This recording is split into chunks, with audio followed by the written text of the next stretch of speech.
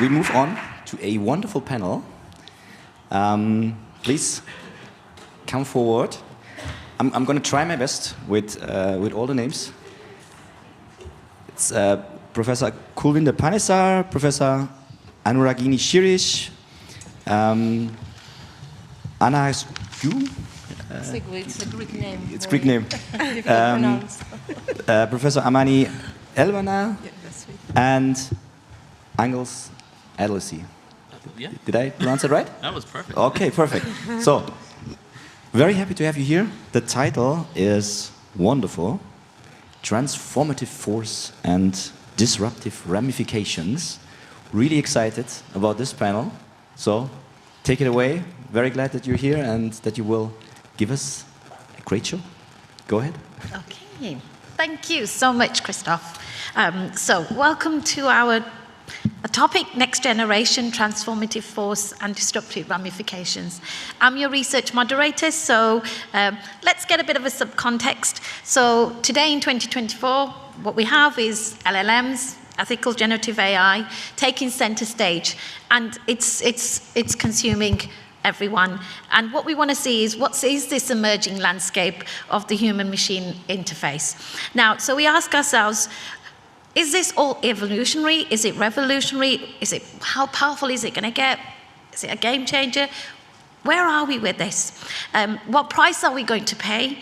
And what needs to be considered? And how do we need to engage? What do we need to do to minimize these negative impacts? So, our research panel, what we want to do is we want to sort of address a few research activities that can assist in this sort of transformative journey that we are part of, which is ahead of us. So to address this, I have my interdisciplinary team, conversational AI panel, to explore this space. They're my A team.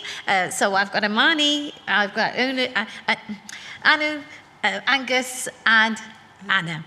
Thank you all for being part of this. So as part of our team, just to give you a bit of an orientation, because we can't cover everything from a research sort of space. So we have a digital transformation expert with human-centric thinking, a scholar in information systems with a background of law. There's two of us who are conversational AI experts working with AI for good, and a PhD student also working in the conversational AI space. So what I'm going to do is I'm going to give my colleagues a few moments to introduce themselves. Over to you, Anna, first. Thank you for giving the chance to be part of this conference. My name is Anna Xigu. I'm a PhD student, finishing off in a few months. I'm exploring conversational AI on vulnerable groups in terms of companionship and social connectedness. So I think my expertise is a bit different compared to the business-orientated how shall I say, nature of this conference, but still I think it's quite critical to address that. And the three groups that my research focuses on are mourners, so using GriefBot or simulated the deceased, they're autistic adults, and people with early-stage dementia. Thank you. Thank you. That's really very interesting. My research is, hi, my name is Amani Elvana, and I'm from Royal Holloway University of London. My research on digital transformation, so I am specialized in the social studies of technology, which means that I look at implementation and use. In the context of AI, my research with my team, we are looking at issues related to job design and emotions in the workplace, and we are looking at continuous use. So we are looking at what makes people in the workplace continue use chatbots even when they are launched and they are not good enough, and what makes them to continue using the chatbot even when its performance is far from perfect, to say the least. Yeah. So, Angus? Hello, yeah, I'm Angus Adelsey. I'm a postdoc researcher at Heriot-Watt University in Edinburgh, so not a far commute for the event. And yeah, my focus is on sort of voice accessibility, multi-party dialogue, and Yeah, I'll keep it short. Yeah, hi, Manuragni Shirish. I'm a professor and a research director from Institut Min Telecom, which is part of the University Paris-Saclay. My work revolves around understanding socio-technical phenomena and how that has both instrumental and humanistic impacts on society. So recently, I'm also interested in looking at AI, and currently my work revolves around user centricity of AI, especially how can we increase user experience, user engagement, what factors we need to take into account, take what Ali just mentioned. And I'm also very much interested in looking at the policy side of AI and the implications it has on citizens. So let's say humanistic implications on users and citizens, and those would be the areas I'm looking at when it comes to AI. Okay, thank you all. Okay, so let's just kick off now. What we want to do is look at what are the key expectations of the generative AI space, large language models, from a customer journey sort of point of view, and what are these transformative elements? And we're looking at that because we know that the central to conversational AI, the chatbot summit, are customers. So we're orientating our first set of questions to that. Amani, do you want to make a start, or whichever? So from our research, we looked at basically conversational AI in the workplace. So what we looked at is not a customer-facing conversational AI, but employees-facing conversational AI. And this is by itself is a big area at the moment, because there are many conversational AIs in the workplace to facilitate and help basically employees to do their jobs. So whether the job is in accounting, or it is the job is looking at different aspects, like inquiring about your HR status or your ID or parking spaces or all of that, to facilitate this for employees to translate across languages in global organizations. So what we've seen, transformative, there is, of course, changing the job roles of people, expansion of jobs in some areas, contraction in other areas, and how this can be managed. We saw also emotions in the workplace being changed as employees are interacting with chatbots rather than colleagues. And so this is also an area of transformation that we observed in our research. We found that some employees found, particularly junior employees, found using and interacting with a chatbot at work to be actually liberating, and they found it as a good secretive way of elevating themselves, understanding and learning about the company without being embarrassed by interaction with other employees. So from that perspective, they found it actually liberating, that they can gather a lot of information in the workplace without talking to other colleagues that can undermine their capability or something. We found also issues related to expectations, but maybe I will talk about this later on. So, yeah, I can probably pick on from what you've just said. I think my research, we looked at chatbots, which were not AI generated. And what we found was, in terms of expectations of the user, we looked at the competencies in the chatbot and what are the competencies the chatbot should be having, so the users perceive it as more human-like. So there is a shift from viewing chatbots from mere IT tool to having a relational bond, and we spoke about this in the morning sessions as well, having an empathetic AI and so on. So what our research findings are such that in the text-based chatbot regime, we find that emotional competencies and cognitive competencies are seen as most important, whereas we also had an hypothesis where we wanted to test the relational competencies, where the chatbot actually provides this extra care and cooperativeness with regard to the user's queries. And we found that this was not significant. But now that we have generative AI, I think it's time for us to look at the relationship between the relational competencies and how can we put in these design elements within the tool.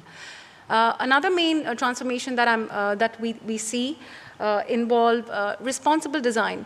So although my research doesn't focus on this, but it's increasingly we need to consider, how are organizations going to, undertake all of these legal, regulatory focus that they have to do? How do they fill in the technical documentation? How do we make it energy efficient? I'm told that generating one image from generative AI is equivalent to charging your smartphone. So, why are we doing all of this, and how are we going to, sustain the use of AI in society, which is a very important question to answer. So I believe, these are the two important expectations in the future, as customers, we're not only looking for something that provides value, but also something that's responsible. Okay, so Hanno, do you want to go sort of swerve towards the actual accessibility side of as part of that transformation? Yeah, accessibility has always been one of the core issues when it comes to tech, but imagine how more crucial it is when it comes to vulnerable groups. So in our research, we had to figure out which exact type of chatbot or conversational agent we would use and what content we would use. So when it came to autistic adults, they used the text-based chatbot just because they lacked all those socialization skills. They prefer like an impersonal kind of communication. And the same applied to the mourners and the grief bots. They chatted with the simulated versions of the deceased, while when it came to the people with early stage dementia, where we made our own application, our own prototype, we fine-tuned it and we applied that to 10 people with early stage dementia. We found out that it would be better to use a voice-activated or voice-based iOS application, which they would use on an iOS, on an iPhone or an iPad. And of course, this happened because we thought of using like a 2D avatar in a 2D space on a laptop, but there were many restrictions in terms of how people with dementia function, in terms of remembering to turn off or turn on the laptop, and other kind of like sensitivity issues. In terms of content, which when it comes to accessibility, it's not only the mode, it's also the content or the software of the interactions between the conversation virtual agent and the users. So it has to be quite personalized and fine-tuned, meaning that in terms of the application for the people with dementia, we had to exactly find 4 different voices. So in terms for different actual combinations. So we have a British and American accent of the agent, and also we had a male and a female accent, so that we could accommodate the preference of all users. I think it's quite challenging for the specific groups we worked for to try and make everything accessible and actually to make them interested in interacting. Because from my experience and from my research, I've noticed that most of the people who have no such issues are quite unwilling to try this, let alone people with the specific spatial skills. Okay, thank you, Anna. So just moving from that human creativity in design, can we move on, Angus, to more in terms of as a developer, what are some of those transformative sort of aspects? Yeah. So I guess when I think of expectations of the AI, we probably think of maybe going into a public space, maybe like a museum, and being able to, instead of just chat to ChatGPT on our laptop, go and talk to something, ask about an exhibit, maybe ask a question, where before you'd have people guiding around and read all the text about an exhibit, you might have a quick question about, yes, some exhibit or artwork. I don't know if any of you have seen the robot upstairs. It's not currently functioning, but we have that in a hospital where people can ask questions. So does it work currently? Not really. So do we expect it to work in the next few years? I'm sure Gartner says that by 2028 it'll be everywhere. But no, and accessibility is critical, is one reason. I think anyone should be able to go up to one of these systems and talk to it and ask questions. But also, there are lots of multi-party challenges. So people, maybe a family in an airport asking a system about why their flight was delayed, they will go together and they might have a discussion with each other and then ask a system, and the system needs to know that now it is being addressed. It doesn't just sort of like Siri where it will respond to everything someone says. It needs to know who it's responding to. Maybe 2 people have 2 different goals. And it needs to not lie. We have in the hospital, it told someone that they can drive home after 4 hours. It told someone that they should need to fast before their appointment.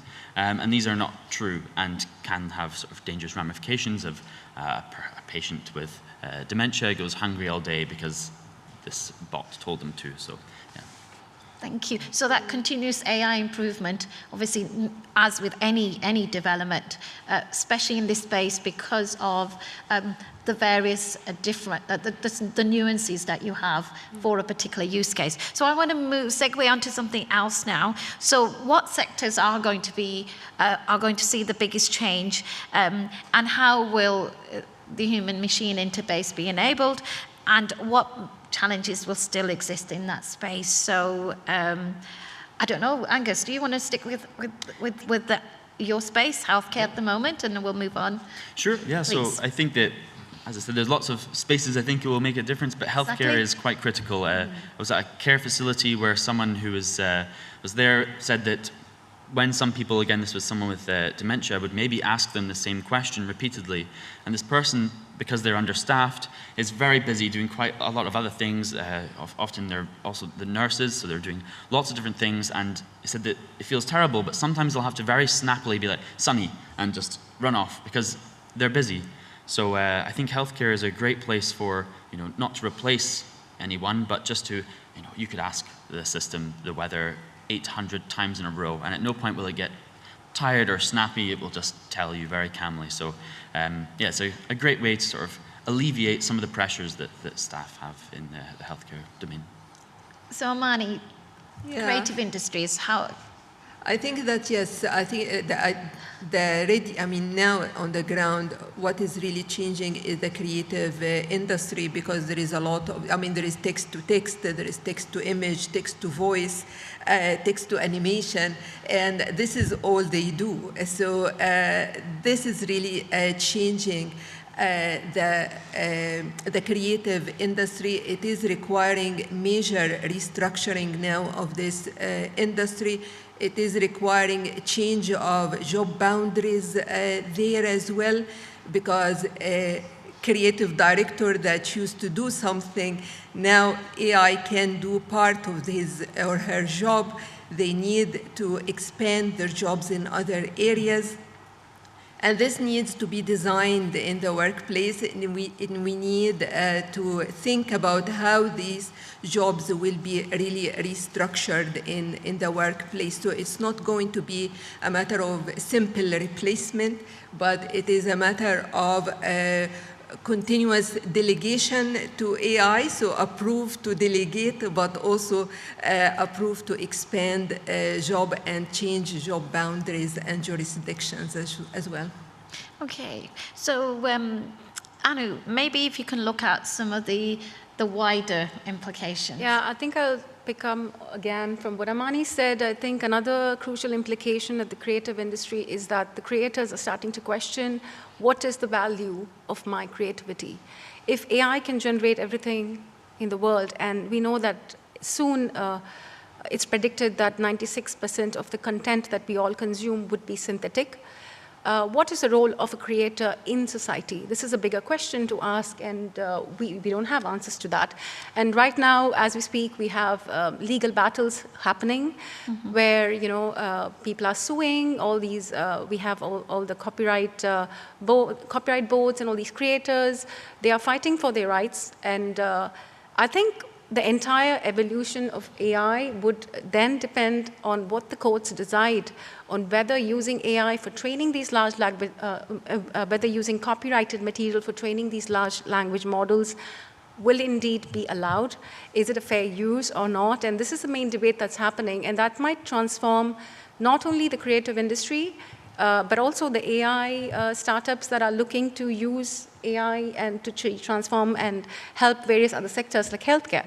So right now, I think we are like in the cusp of many different complex situations, and I think policymakers are wondering how to treat this matter. So this is the main issue that I think the policymakers have to handle. At one end, policymakers have to encourage innovation and devise policies that allow for creativity and innovation. On the other hand, public sector will also be affected greatly when they use AI. And main reason why it will be affected is just like other industries in the public sector.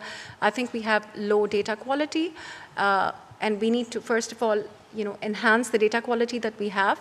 Secondly, in public sector, we see that, traditionally, we don't have digital mindset within the public sector. So for the government to kind of churn or deploy AI tools and develop them, we need to first train the public service staff in order to be able to do that, and not only rely on technical expertise.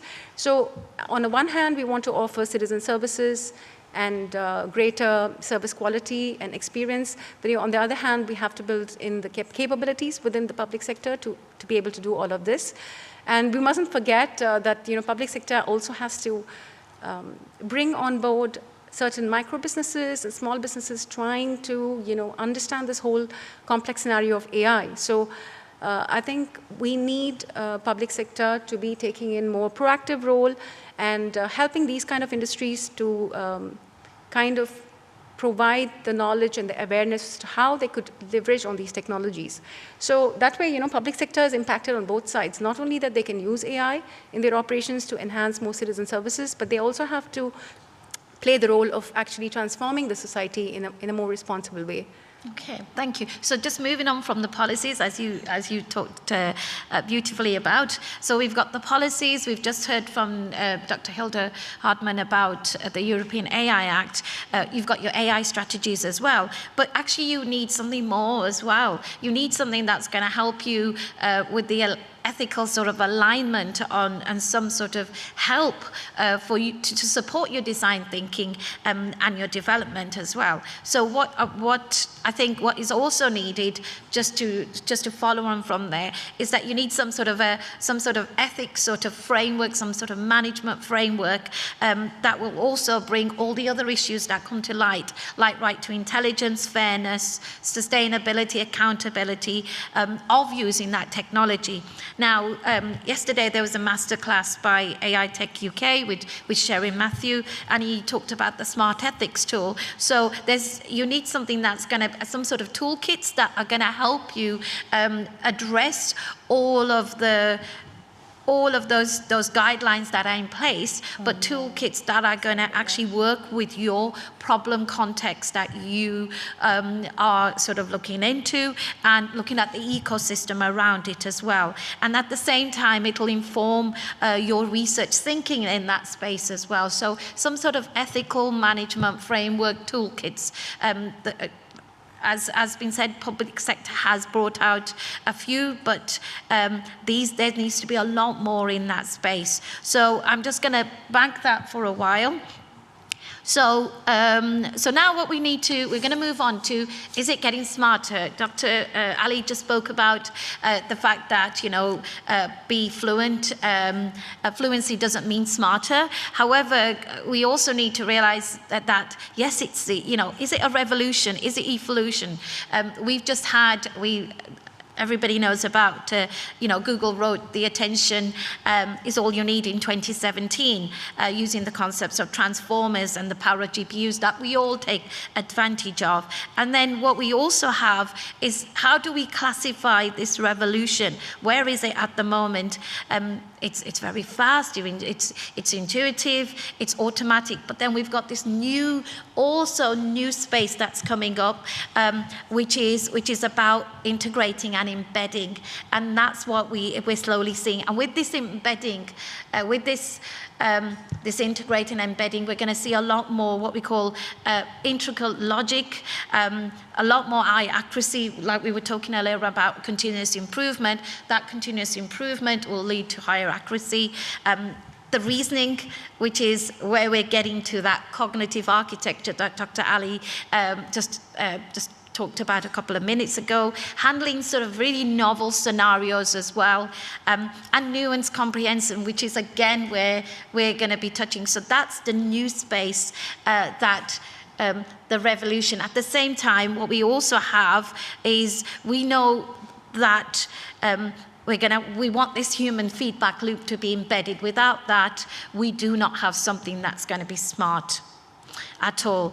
And I think also we're at the stage where we've seen AlphaGo, which managed to play, which obviously played games against itself, and it surpassed its training set. So what's happening in the LLM space now is the evolution that it again will also do exactly the same, right? Work with this existing knowledge and its data constraints to give us that new evolving embedded sort of solution. So there's all this yet to come. And that cognitive architecture, that socio-cognitive architecture, the humanizing of AI is all coming forward. And these are the things that, as researchers, we look at. So what I want to do is, with that in mind, I want to, so Angus, how do we take something that's, as an academic experiment, how do we move it into real world, into a real life setting? How do we do that? Great question. So I believe you've managed to do that in your current project.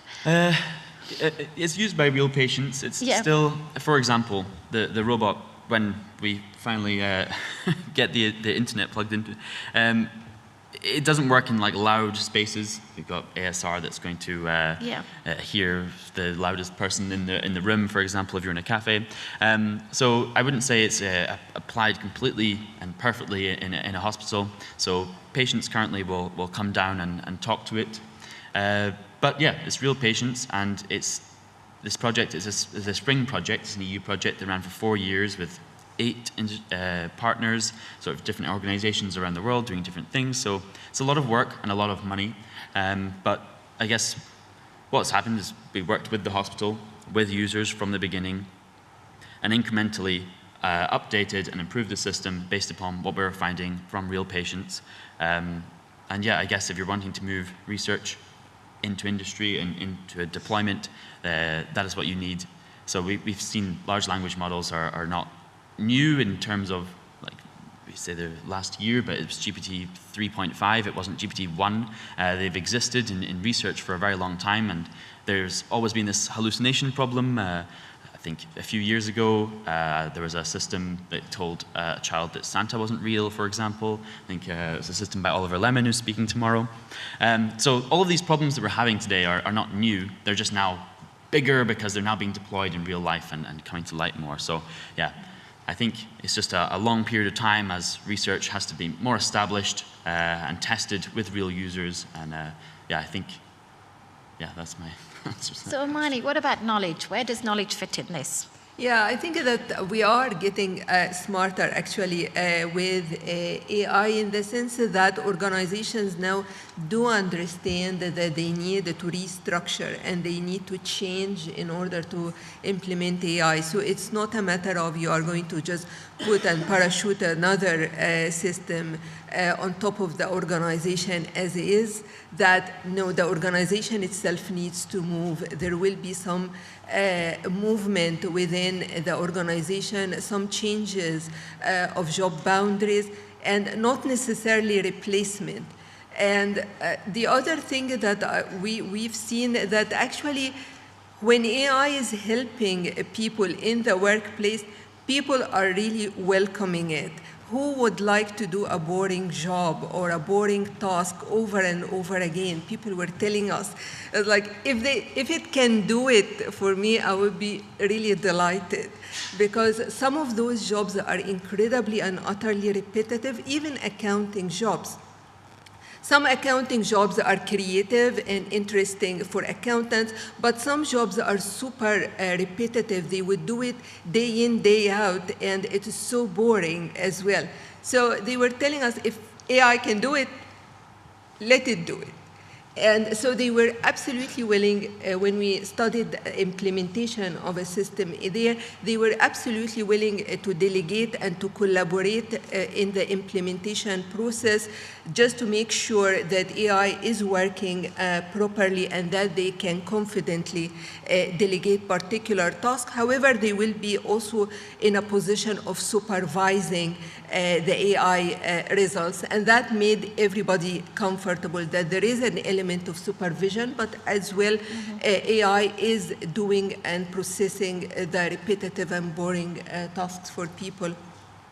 In terms of content, and you are asking about content, more and more people are telling us that basically what people want, they want specialized knowledge at the moment. So they think that two things that they need specialized knowledge. So in terms of content, they want to go towards either local knowledge base or some sort of specialized knowledge base. So people in engineering, they will say, yes, we would welcome that if we have that specialized scrutiny of content. So if you give me an LLM for engineering, then I can use it confidently, and I can also have a say when I see things are not correct there. So we can also work collaboratively to improve these type of systems.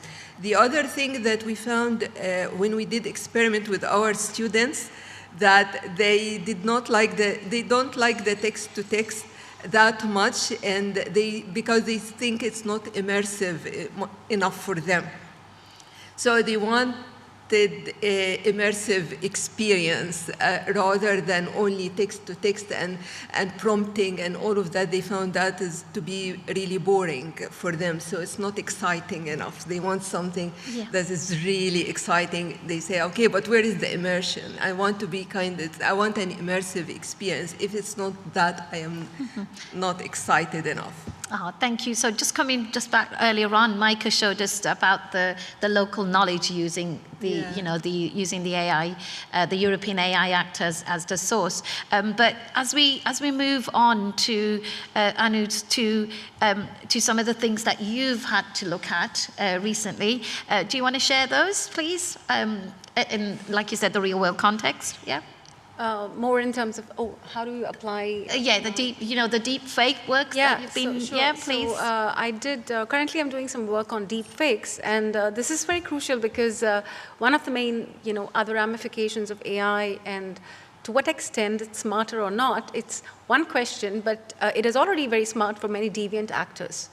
Right? So criminals are using these tools more and more and creating synthetic content, especially with the advent of all these new elections that are going to happen in different countries. I believe, one of the highest or the biggest challenges in the world is to tackle fake news and deep fakes.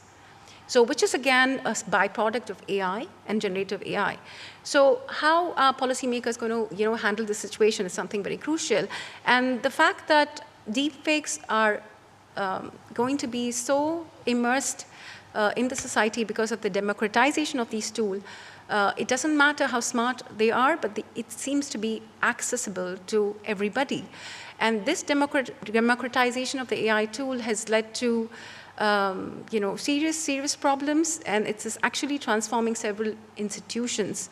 So in terms of the state, for example, the law enforcement no longer knows if a particular electronic content is a valid evidence or not. So what happens to rule of law, right? It's a very big question. So the state is being transformed as an institution. And then you have the other institutional transformations, such as the market. What's happening to the market? Here you see that like we already spoke about how the creative industry is completely kind of shattered with the introduction of AI, and they're unsure of their role. At the same time, we have booming creative industries that rely on AI tools and are contributing to the innovation in society. And parallelly, we also see crime as a service model. So what's happening with these deep fakes is that 96% of these deep fakes are actually used for pornography, and there's a huge demand for these tools as crime as service. So all you have to do is give a few photographs of people whom you don't like, and then ask them to create deep fake content of that person, which then can be circulated widely in social media and so on. So this is really impacting. It's a new market created, and the law, the legal, the policymakers actually do not know how to handle or how to tackle this situation at present. And then we have, the byproduct of all of this is that we have communities which are vulnerable. More and more youngsters and who are already known to suffer from a lot of mental health issues are now having this information crisis to deal with. They do not know what they see or hear is true. And this is really causing a lot of changes to society.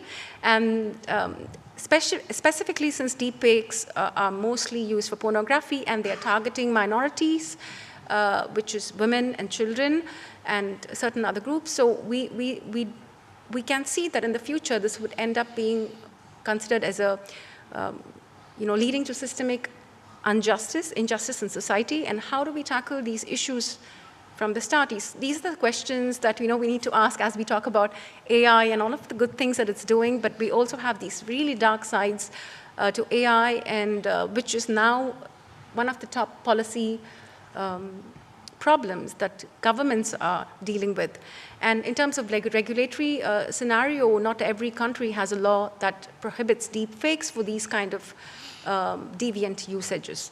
So some focus on sectorial deviances, such as only for certain, like elections, and you can't use influencers' pictures, you can't use certain pictures during elections and create deepfake, but many countries don't have any law. So, these are some other things to consider. Yeah, certainly. Thank you so much. So I think we're sort of running out of time now. So just to sort of like conclude, it's the full. It's a full macro, micro, technological. We've got every aspect to think about. Nothing should be left unturned when it comes to our sort of emerging landscape. And I think trying to be well informed, I think that's the most important thing. And just reiterating what Dr. Ali was saying about, just try and be smart about what you are looking into, what you are reading, because it's everywhere and it's hidden, and just be careful. So we're going to stop there. If there's any questions, Christoph, please. Thank you. Thank you very much. So, a really great panel. Let me check. We have actually 2 questions that also came in online. Certainly.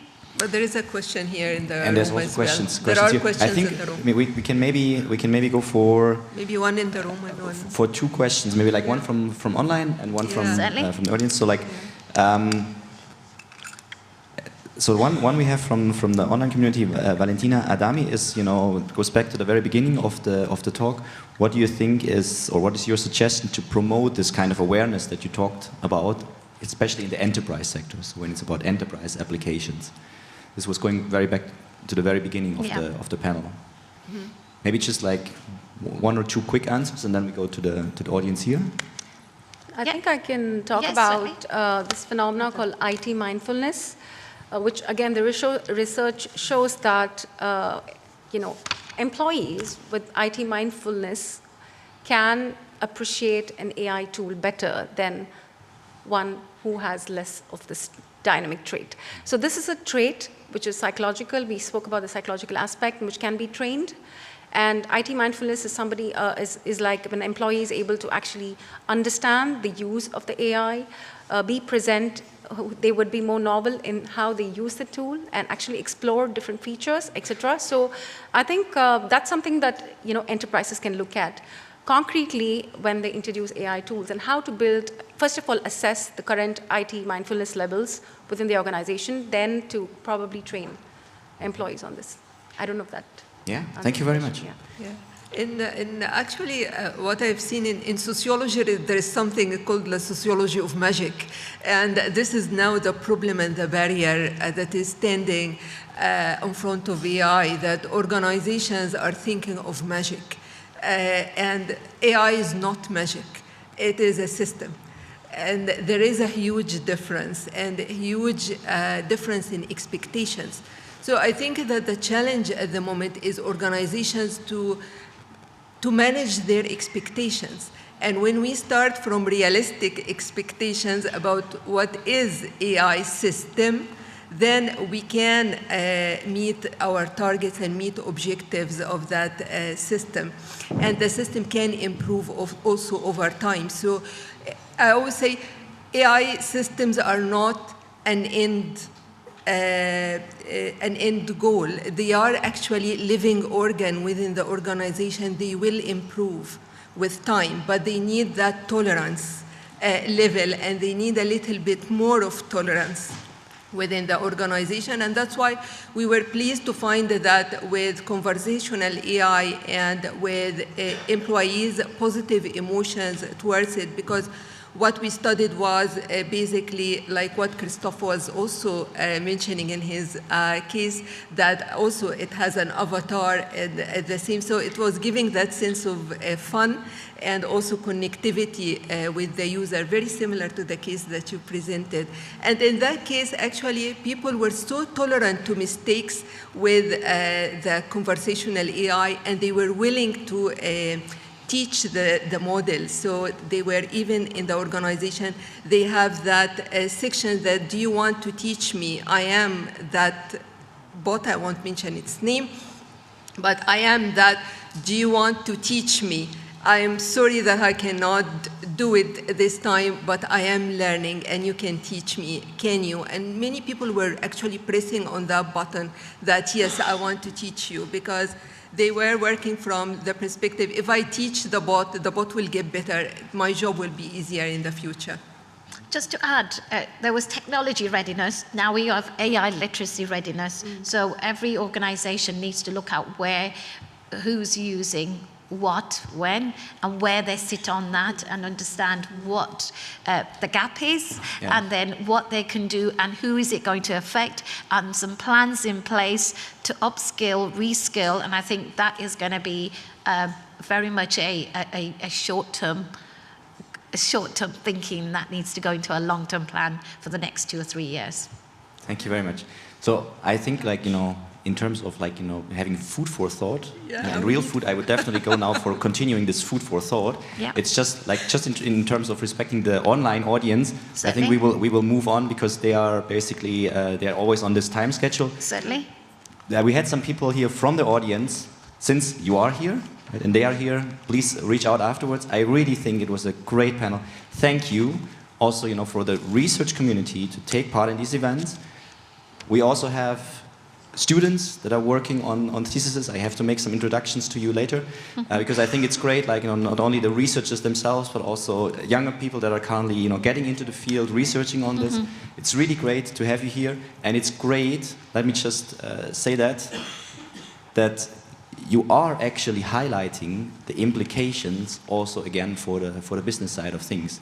So it was a great point. Thank you, Professor Albani, for, Albana, sorry, for saying, like, it's not a parachute.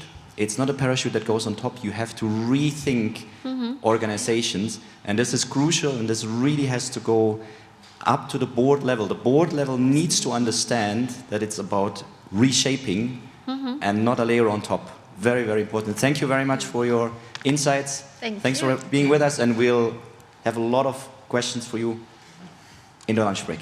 Thank you very much. Thank you so much. Thank you very much.